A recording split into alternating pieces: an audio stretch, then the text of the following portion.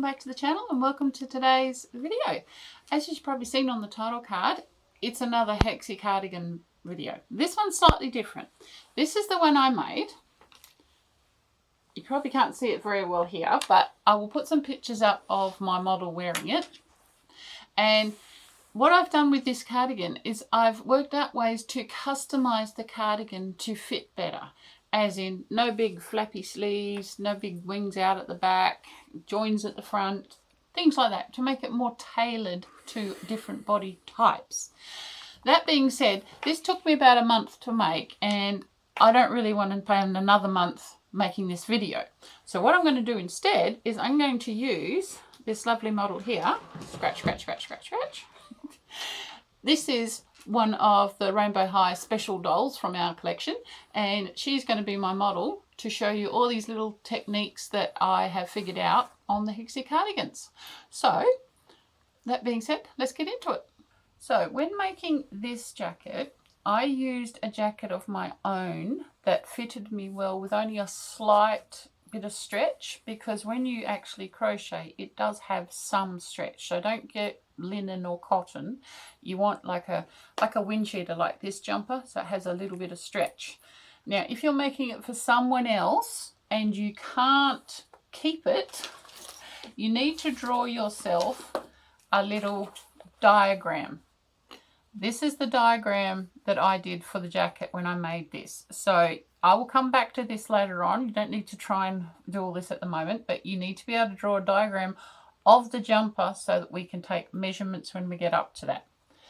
The other thing you want to do is you want to pick your yarn. Now, I made this about a size 20 to 22 Australian because I like my jumpers big, and it used nearly 6 Karen cakes, and that's with a 6mm hook. Now, I can't tell you how much yarn you will need for your jacket, but that gives you an indication of that ply yarn. But as we are using the doll here for our template and mannequin and everything, we are using her because she actually wears a jacket that fits her. So I'm going to be using this jacket off the doll as my template for this project. But as she's a doll, Karen cake will be too thick because we'll only get like two or three clusters and then the jacket will be finished. So I'm going to be using this yarn here. Now it is called It's a Wrap by Red Heart. It is not a new yarn, so you may not be able to find it. I've had it for a while, but what it works out, it recommends a 2.75 hook, so it is a thin 4-ply. But I have done a little sample which hopefully you can see. I'll put it here. You don't need to see the detail. All it is a plain granny square, and I've just done 4 rows. That will tell me how high each row is, so I can work out with my measurements on the doll how much of a jumper we need to make. So this is your first step. You need to find yourself a jumper, find some yarn that you like. Now pick a yarn that you can get more of if you need it. So don't pick a once off or anything. I'm only using this because I know it's more than enough for this doll, and I may even do white cuffs and ribbing on it, so I will have enough. But if you're not making for a doll, you need more. And then make yourself a little square.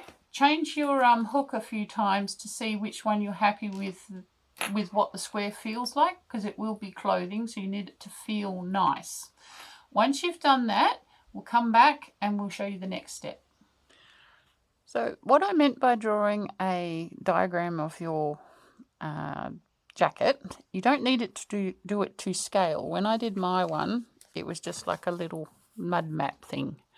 But with this one, I've actually drawn around it, and I have, bring it down a bit, I've marked out where the shoulder works and where the collar comes down to.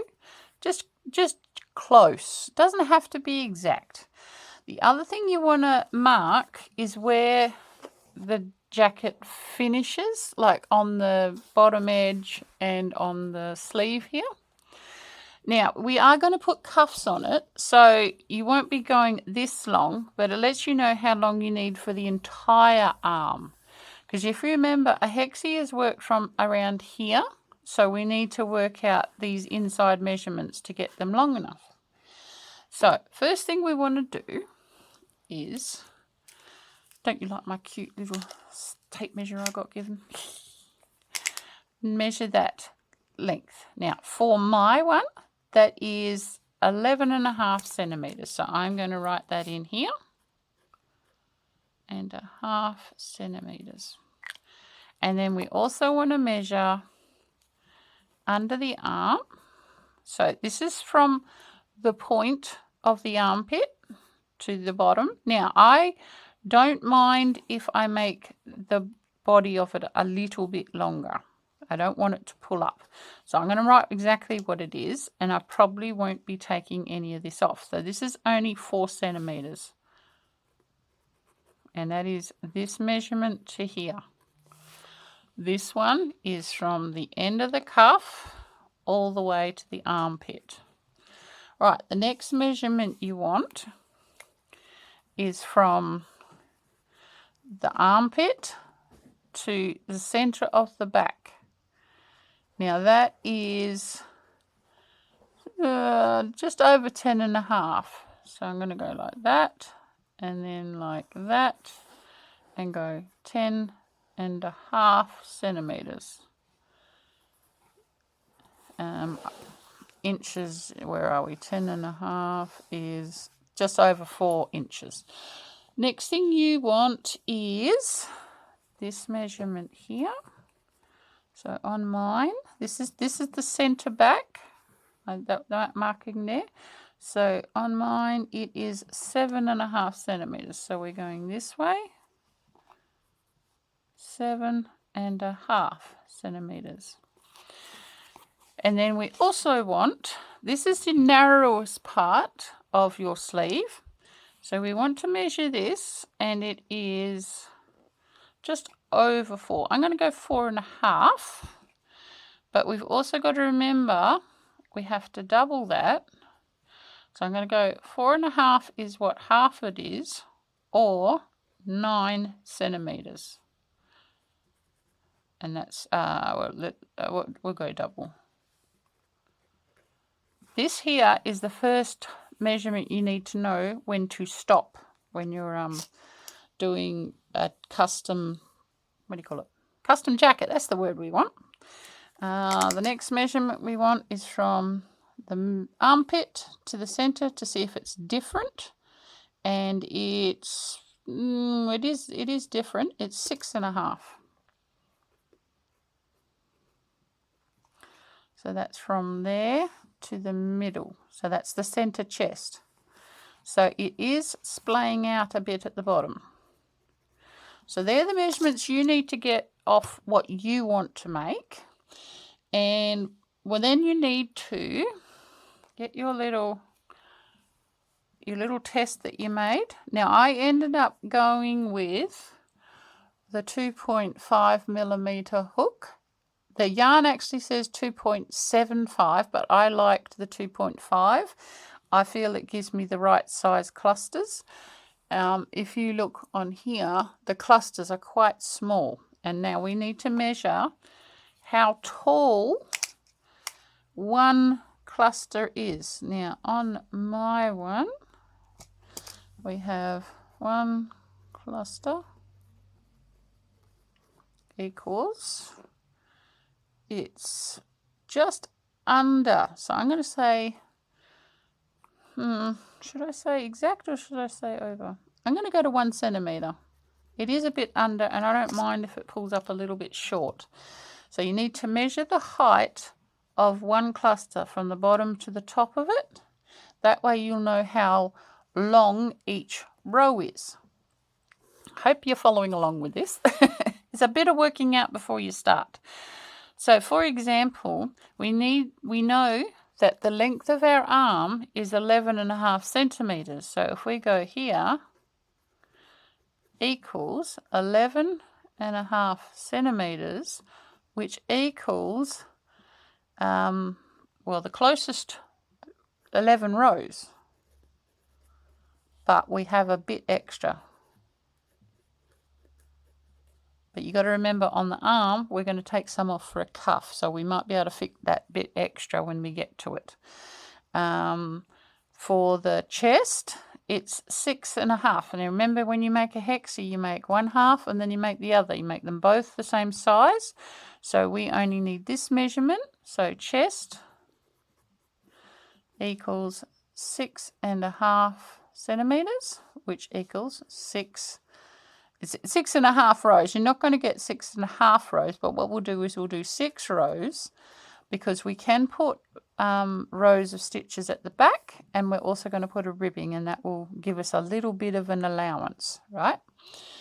The depth of the armpit to the center back is 10.5 centimeters. So what are we going to call that? Center back. And that is, it needs to be approximately 10.5 rows. So it is 10.5 centimeters, 10.5 rows. So you should be able to see what I'm getting at here. So only one we haven't done is underarm to hip. To hip. And that was 4 centimeters equals 4 rows. So theoretically, I only need to do 4 rows and I'm at the length of the hip. So that gives you some idea where we're going. But if you've heard of the Hexagon, so we write that as, I'll put that up the top there. That is a pattern that's freely available on the internet, and it's more of a men's style hexagon. But what it does is it gives you a longer side, so you don't have to add so much. And that's what gave me the idea for doing this. I'll put my page back on the table. I hope you can see just here. This is my little mud map diagram of what I did for the jacket I made. And this gives you some idea of what we're trying to do. Now on my one, I wanted it longer in the body than it is in the arm, but they're both longer than the hexagon going the other way. So you need to work out, there is our arm, which has 11 rows, and hip only has 4. So you need 3 chain for every extra row. So let's draw ourselves a little thing to start it. We have the triangles here for the ones that we're not adjusting. All right, and then we need to add, we're going to put the arm this way and then the hip that way. So this is for the one I'm doing. Yours might be different. I'm working off these measurements that we have here. So arm is 11. Actually, do we want to do 11? We were going to take some off, weren't we? How about we take off the half and we take off a 2, 1, 2. So let's make that 10. I'm going to go like this and lose the half. That leaves us 1.5 for cuff rib. That has solved our half problem. So that is now 10 rows. So the arm will be 10 rows, and then the other measurement we need to do is from the armpit to the hip, and that is only 4 rows. Okay. So what we need to do is 1, 2, 3. That's 1. 1, 2, 3. That's another one. 1, 2, 3. That's another one. So that gives us 3 more rows. And then we go 1, 2, 3. But on this one here, we're going to put a cluster, and a cluster. And that gives us our other 2 sides. So we've got 1, 2, 3, 4. And then we'll have the other ones this way. So we need to add 1, 2, 3, 4, 5, 6, 7, 8, 9, 10, 11, 12. We need to add 12. Yeah, 3 4s are 12. There's 3 stitches. That works out. 12 extra chains on that side. And then for this one, we need to add 10 lots. So that's nearly 30, isn't it? So that's 1, 2, 3, 1 there. 1, 2, 3, 1 there. 1, 2, 3, 1 there. 1, 2, 3, 1 there. That's 4. These lines are where we're attaching a stitch. We're going to be putting a cluster where the lines are. I'm just making sure I have enough. So that's 4, 5, 6, 7, 8, 9, and then this one is our other, and these all have 2 between them. So that's what our beginning will look like. So this has 10 extra rows, so that is 30 extra chains. 3 times 10 is 30. So that's how many extras we have here. Now, I know this looks confusing. When I come back, I will have this shown to you what this looks like. If you can figure this out, this is where you will start. This will be your magic ring. We're going to have, I usually start here so that I have a plain corner. So you need to start there, cluster, chain out, do all this at the end, chain back, do this, do that. It does look confusing. I'm going to do it, and when I come back, I will show you what I mean. Hang on. I think I've made a mistake. Well, I know I've made a mistake. This is me a couple of days later. I went ahead to start, and I realised when we do a hexagon gun, well, I already knew, but when you do a hexagon cardigan, it expands in all directions, not just widthwise. So I missed that it's also going to get longer on the arm. You probably knew that. You're probably screaming at me saying, what about the length? What about the length? So I actually did make one up with it fixed, and I have adjusted my scribble pad to tell you what to do. But first I'll just show you what I've done. This is the side done up to when we have to do something else. And I have adjusted. This here is wrong. We only need this much. So I will show you at the end of this the different one. I've actually redrawn it out. The other thing I wanted to tell you is this yarn, while it looks nice, I've had to colour placement it, and I'll show you there. I'm still on the first lot of black that was in the centre for the black on here, but I've had to reel out the other colours to get to them, otherwise we wouldn't have had any other colours in the jumper. So it's still going to look good, but I've had to reel it out, so that's been taking a little while. Other thing I wanted to show you and I thought was really cool, because this isn't really a gradient yarn, because this is the joins of the colours and the thread holding together. I thought it was hair to begin with, but it's not. It's a really, really, really thin thread wound around the 2 ends to meet them up. So these are all the colour changes I've been through so far. I thought that was interesting. So anyway, I've written down here, I'll push it up a bit so you can see, the green, anything written in green is it corrected. If you want to take a screenshot of that, you can. If you're making this doll, remember this is only to make the doll jacket. This is not to make a human jacket. But what I will do now is I will get out this yarn. So this is just an 8-ply. This is only just to show you clear enough what,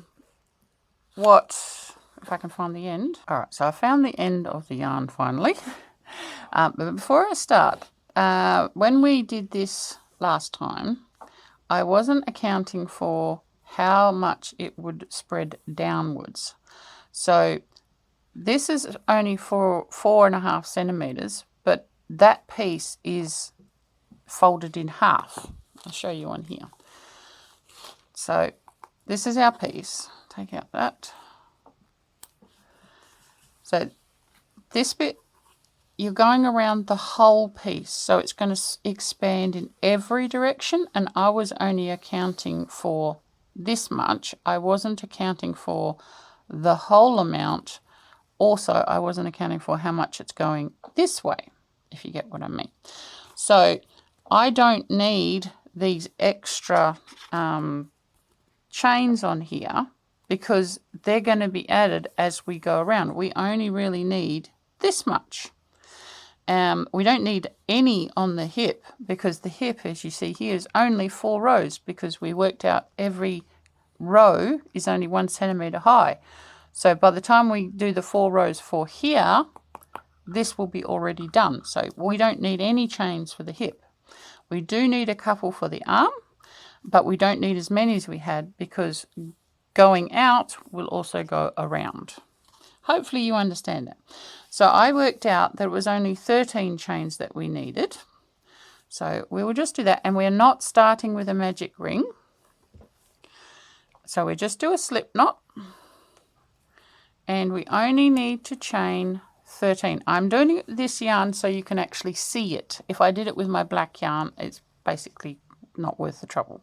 You won't be able to see it. So 13, 2, 3, 4, 5, 6, 7, come on, 7, 8, 9, 10, 11, 12, 13.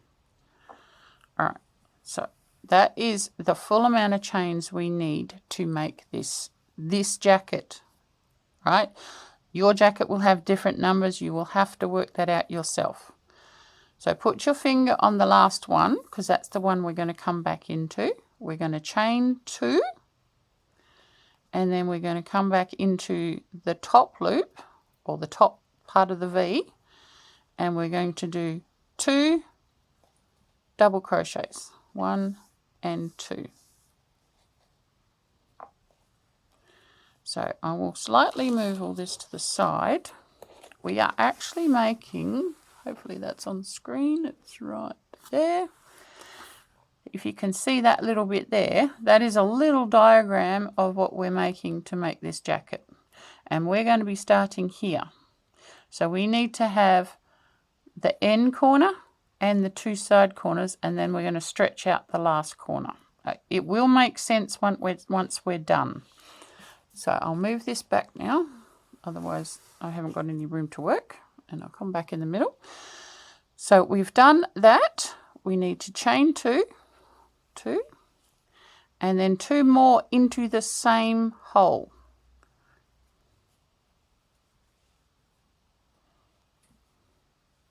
So what this has done, 2 more, as in 3 altogether, it has given us this one here.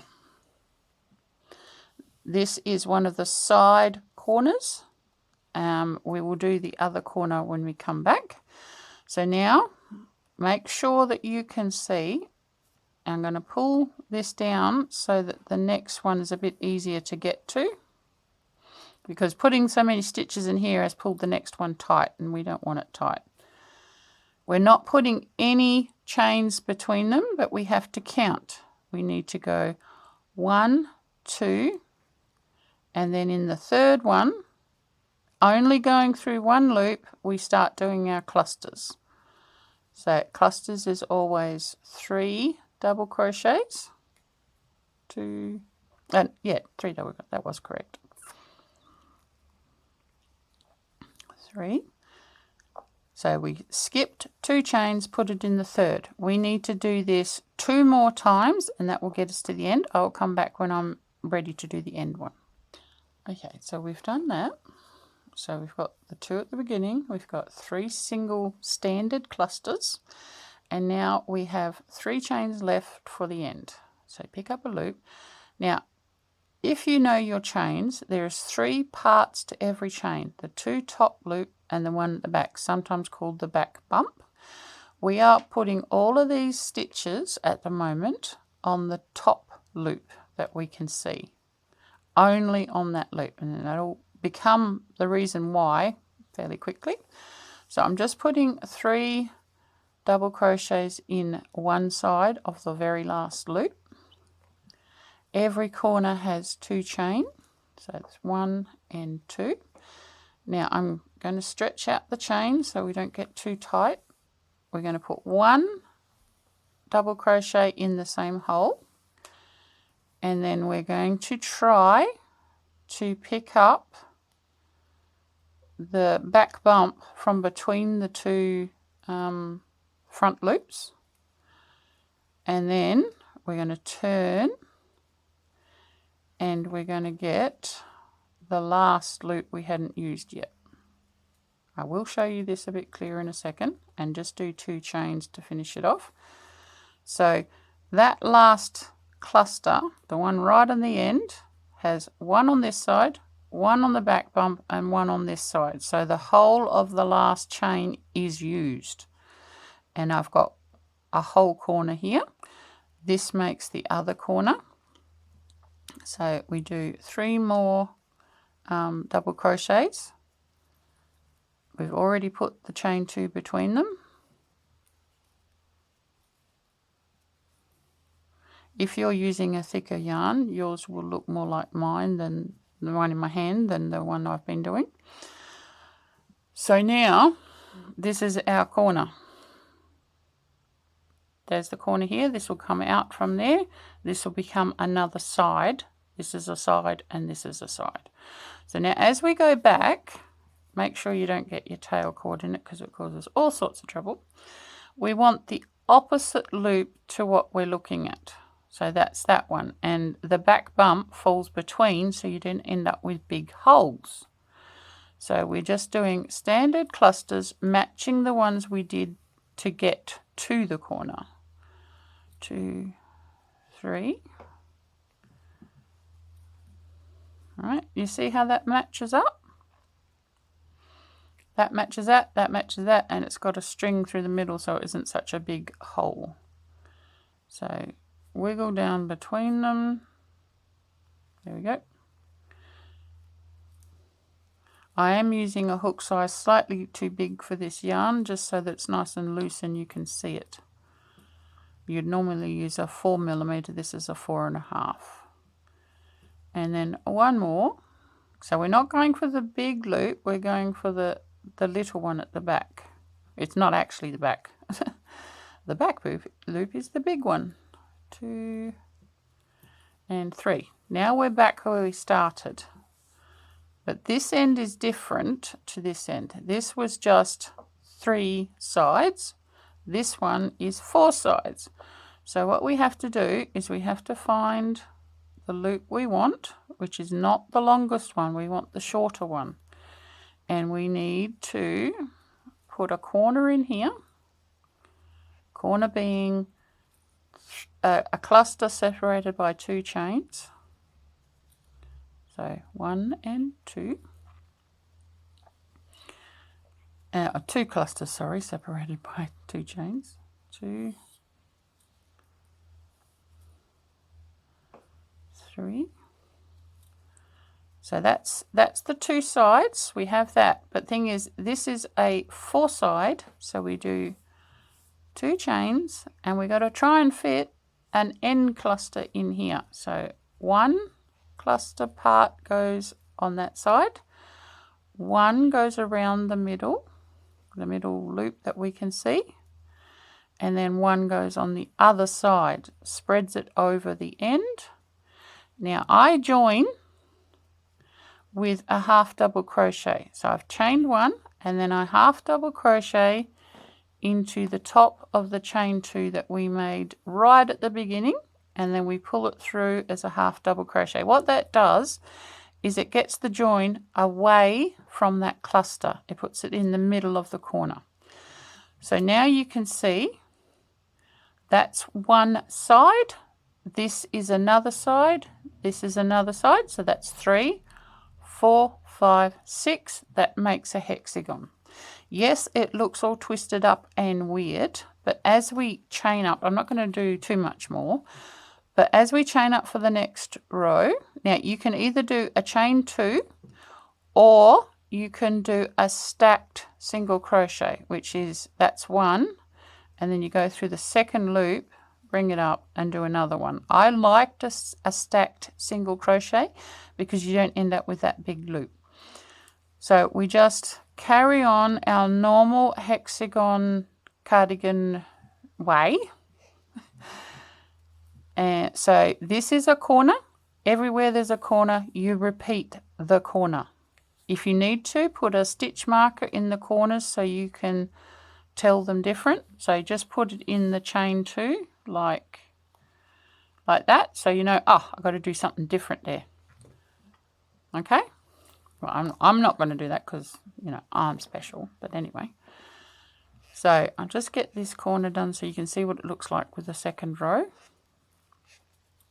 Chain 2 and then 3 more in the same hole.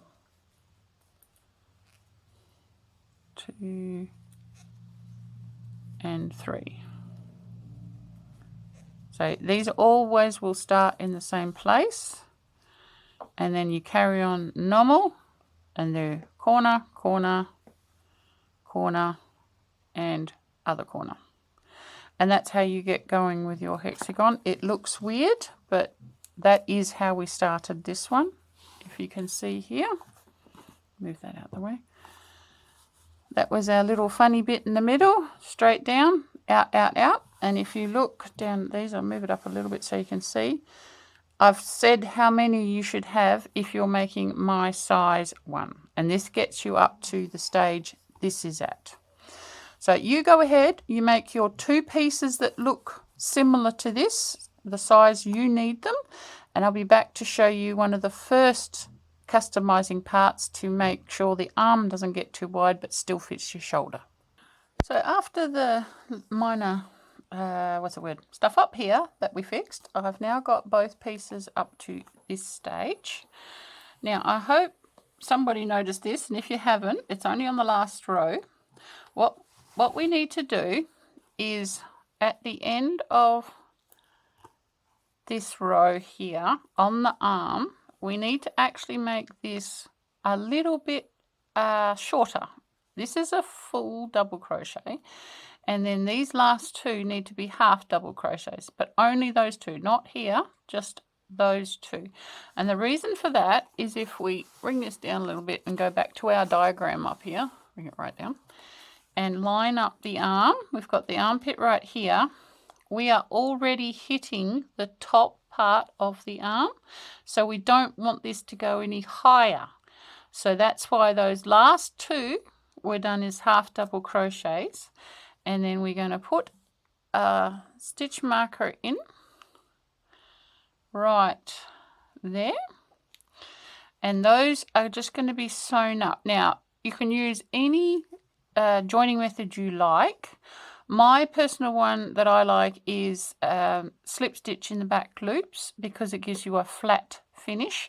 I will put up a picture now on screen of the full-size jacket showing this, and it was for a bit longer. It has to match the jacket you're making. So on this jacket, it's the last 2. You can use, like I said, you can use any joining stitch that you like. I wouldn't do one that leaves a ridge because you don't want to add more height to your work. So I'm just doing a slip knot here. I don't know if you're going to be able to see this. That's why I'm saying you can use any one you like. And then all I am going to do is I'm going to take this out because I know where it is. I'm going to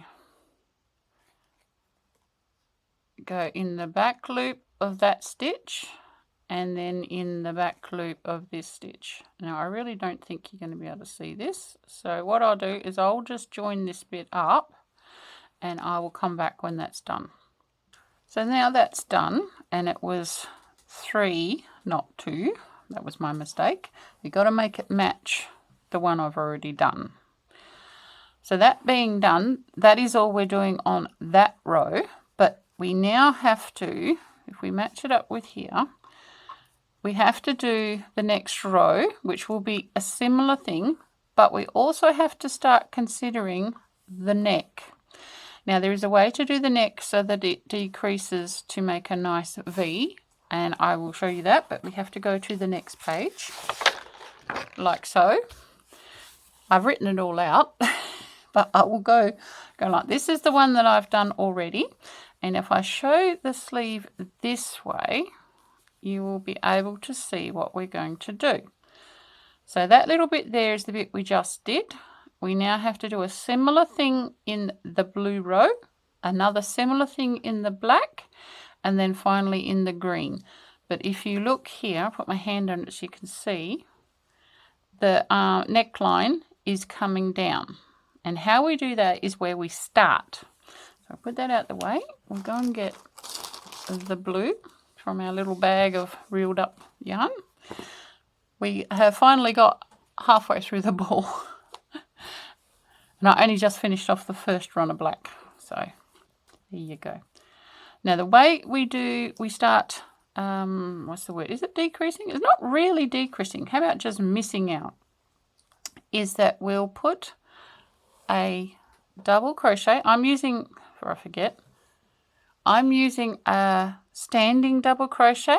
And what that is you put the slip stitch, or what do you call it? The loop on your hook, and put your finger on it and then wrap it around once, and then you put it through the hole of where you want to go and finish it like a normal double crochet, like that. And what that does is it gets your knot away from your work, and it gives you the exact height of a double crochet. Now we are just going to do the normal standard clusters, from there, but we are not putting the corner on this corner because this is the one closest to the neck. So as you can see, I've just got the one double crochet and then I'm going away from it. And then when I finish the whole row, there's just going to be one double crochet and nothing in the middle here. So what I'm going to do, I'm going to get myself down to here, and then I will be back to show you how to turn the corner. So I've done the 6 standard crochets. That's the first single crochet in the corner, and then I've done those 6 as standards. Now we're almost at where it's joining. That next one is where the join is. So I've done a double crochet there. We then want to do a half double crochet and then a single crochet. What this is doing is it's narrowing down what we're working on. Next thing you want to do is you want to do a front post double crochets. Now it's the same as a normal double crochet, but we're going to go under both sides space here. Pull it up and finish the double crochet. I will spread that out so you can see it. That there, I'll put my finger in so it might be able to see it better. You see how it's reaching down to the top of where we sewed up, where we sewed up the black ones, right? And then we've done a decreasing cluster here so that it will lay flatter. I'm not going to say it's perfectly flat. So now we want to turn the whole lot over and we are going to work our way back. Now we've got to mirror what we did here. So we do a single crochet and then we do a half double crochet, making sure not to split the thread, and then a double crochet, and that will get us back to the standard cluster height. That looks all right. But what we also need to do is we need to slip stitch and join it to the one on the other side. You see that? That's the slip stitch there that I just did. Now we go to the next cluster. This is just a normal cluster.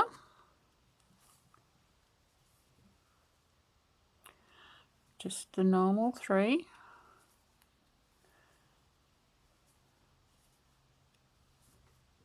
and then we're going to join the next one. So you just go like that to join the slip stitches together. Hopefully, hang on, just let me flatten it out a bit so you can see. Join there and join there. Now I'll just check on the other one how many I did. I did 3. So we go one more cluster. After I've done this, the rest of the row is just a standard hexagon granny square row. Alright, so the last one we join together like so. And that is our 3 joined together.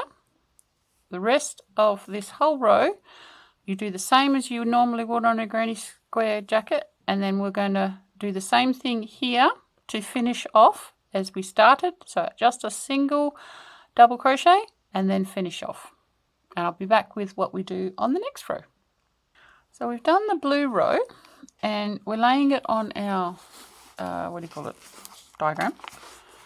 And we can see that we've now covered up to there. So we are following the line that we drew. So the next row, we have to do the same thing again. We're trying to get up to here, somewhere around here. So with the next row, we're going to have to do the same thing again. But now we're also going to check here. This is the back is done normally. The front now has the corner eaten off. So that's going to keep going as well. It's not quite wide enough. This is where the middle is. So we still have more room for more rows. So go back to the next page. And we'll do the next thing. So we're going to be doing a similar thing to what we just did with the blue. See how that's all flattened out nicely. But we're going to do it with black. And I'm going to do another standing double crochet. So slip knot on the hook. I remembered the word this time. And then we're going into this gap where between the first double crochet and the first cluster. And then we are going to do, I think it's 2. I know it's definitely 1, 2, 3, as in clusters, not single double crochets. Let me just check. This is black and we are doing 2. Yes, we are. So 2 proper standard granny clusters like so, and then we are 1 away from the join, which is what we did with the blue. So once again we do the decreasing cluster. So that's a double crochet, a half double crochet, and then a single crochet. And that has given us I can't remember what you call that kind of triangle. Let me know in the comments if you know what that's called. Then we fold back the other side so that they're in line and do a front post double crochet to join to the last sewn part. And then I'm going to turn the whole lot over and mirror what we just did there, which is where first one is a single crochet, then it is a half double crochet, and then it is a double crochet, getting us back up to the height of a standard crochet. Now how many joins did we have? We had 2. So we want to join this one. Same as we did the other one with a slip stitch, and then we do a standard double crochet,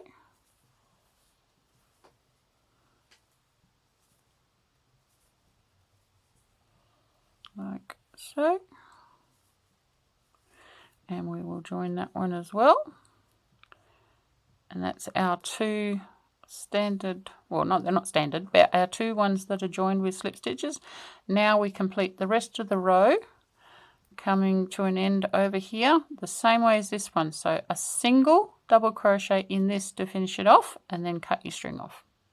Now that the black row is done, we just put it back on our diagram to make sure that it's still staying within the lines of our sleeve, which it is. Now we're up to there with our joins. So we've only got one more colour left to put on, and we'll just turn it this way so you can see that this is this, what do you call it, the neckline. I'll fold that down so you can see it. The neckline is curving around too, which is what we want. So we're going all right. So go back over the next page, put that back on the table, and get the green. Now, because we've got a knot there. Let's save some frustration and just cut it off. We're going to put a slip knot on here, and it is the same as what we've been doing the last 3 rows, but there's always a but. We have run out of standard crochets to hook into. So our first double crochet is also going to be our decreasing treble, cluster, sorry, not treble. So we've done the double crochet. We're going to do the half double crochet and the single crochet, like so. So that's it there, right on the beginning, and then we want to flatten out the back so it's in line. Do the front post double crochet, turn your work over. Now we also want to do another, but we want to mirror the other side like we've done for the other rows. So single crochet, half double crochet, and double crochet, like that. And then we want to slip stitch into the top of the double crochet we started with. And then you do the rest of the row as normal, stopping here with a single double crochet at the end. And then that is this part finished, but I will show you that when I've done it. So here we have the 2 parts finished, and I hope you remembered that they needed to be mirrored for the neck, and they fit our diagram up here. Bring it down a little bit so you can see, all the way to the middle, which is what we want. So we are ready to join the back up. The other thing we've got to check, this is our sleeve, it fits within the line. We left a bit for the cuff. Now I may add 1 row at the bottom here to get it to the full length. I'll just have to decide, because what I usually do is I usually do the cuff and the bottom hem ribbing the same size. I actually have the other one here, and we have, these are the sleeves, and then this is the bottom. So it's like 1 stitch out. They just seem to look better if they're almost the same size. So first thing we want to do, I have woven all the ends in on this one, but I haven't on this one, but we have to close the back first. So what I'm going to do is I'm going to remove these 2 pages out the way. So I've got white so I can see what I'm doing. Tuck all these inside so they're not annoying us, and then turn the whole lot over. So you've got 2 ways you can join the back seam up. We're not joining the front. You can do the same join as we did on the end of the sleeves, or you can do a join as you go granny stitch. What that means is that will add about that much width, so it's about 1 centimetre, I think. It'll be the width of 2 rows, so yeah, about 1 centimetre. So if you do join as you go granny square up the middle here, that was what that is. I'm going to do the same strip there, but what I'm going to do, I will do the join there, but then I'm also going to go along this edge here and all the way around, just to neaten it up and to make sure that the tension on the sides is consistent so that the ribbing has a regular stitch to go into. So that way of joining up is slip stitch into the back loop. Now I've just put a slip stitch on my hook, not on my hook, on my thing. Now these should be the same. If you would like, you can also do, you put them this way and you do a single crochet in the back loops on this side, and then the ridges inside. It's up to you which one you do. For me, I prefer to do right side showing so it's flatter. So we pick up the you've got 2 stitches in the bottom. I go for one side of that and get the same on the other side. Like I said, you should have the same amount of stitches, so this should match up perfectly. Where has it gone? Oh, there it is. It's all caught up in the jacket.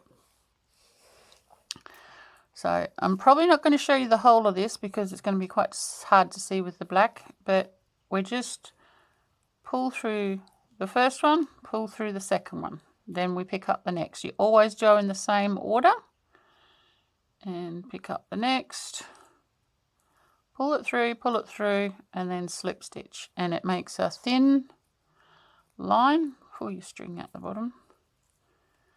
I'll do one more. So pick up the back loop, pick up the back loop, pick up your string held underneath, pull it through 2 and pull it through there. And as you can see, it makes a very thin black line and it joins the 2 pieces together. So I'm going to continue this up to the back, and then I'm going to do a single crochet row around the whole lot, and then I'll be back to do the ribbing on the bottom to begin with. And here it is all put together. So I'll quickly show you the back. That is my slip stitch in the back loop line there in the black that you can see, nice and thin, and hasn't added any weight, and it's not protruding. It's nice and flat, which you can see there. Yes. I also went around all the edges with a single row of a single crochet, and when I came to like a point here, I did put 3 in, and when we had the single double crochet going around the neck, I put two single crochets for each one. So that's all stabilized all my edges. And then for the cuffs, I put a single row in standard granny clusters around the arm, and then I did a little row of single crochet right on the end of the cuff, so they're now stabilized as well, and it's brought them in a little bit. So as we look at the jacket here, bring it down on our diagram, we match up the armpit, and we have that much left of our diagram from the original jacket. Now that's about 3 centimeters. I don't think I'll be doing 3 centimeters. That's a bit long for a doll cuff. I think I'll probably do maybe 2 centimeters on the cuffs. So I'm going to do the arm cuffs and the bottom cuff the same thickness, and then around the neck will probably only be 1 centimeter. Now I will be, for this one, and I'm not going to show you in the camera because it's going to be too small. I will show you on something else. But I am going to put the blue around the inside of the neck and the front. I'm going to put the red around the bottom here.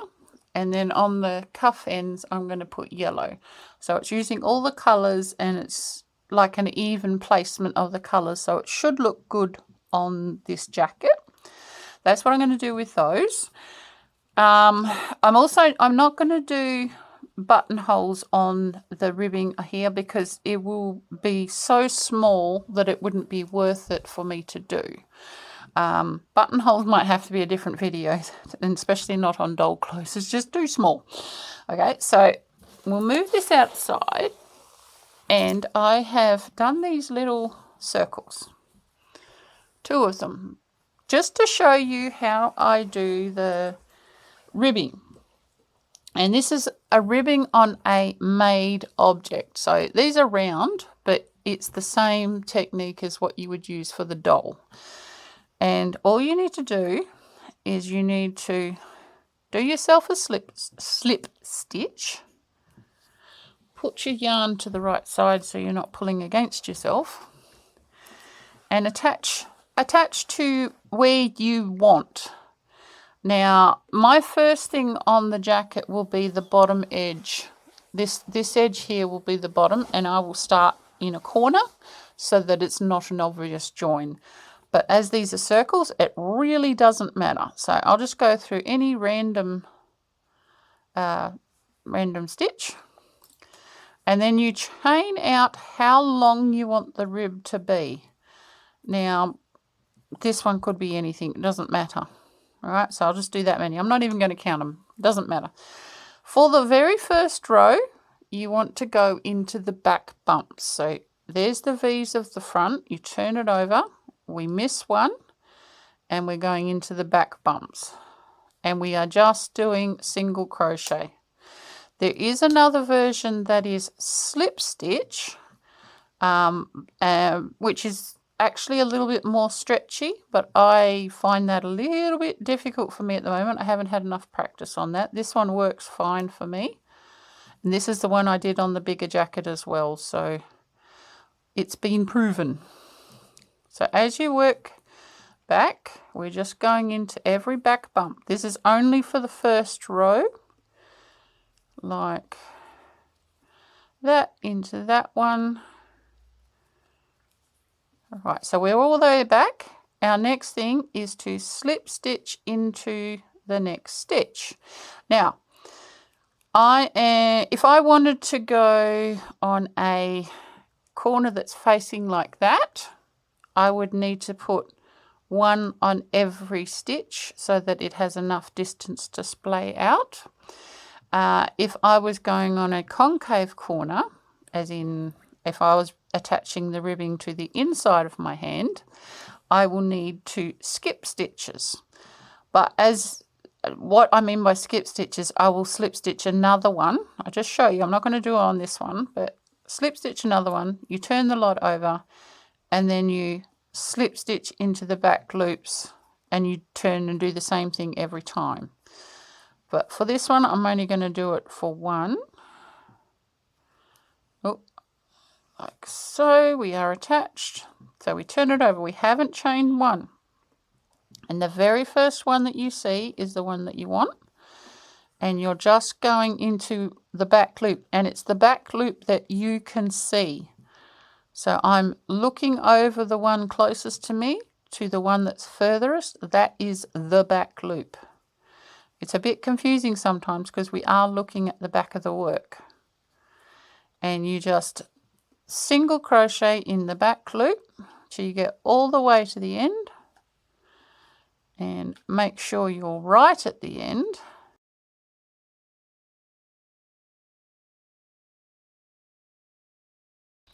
And here we are.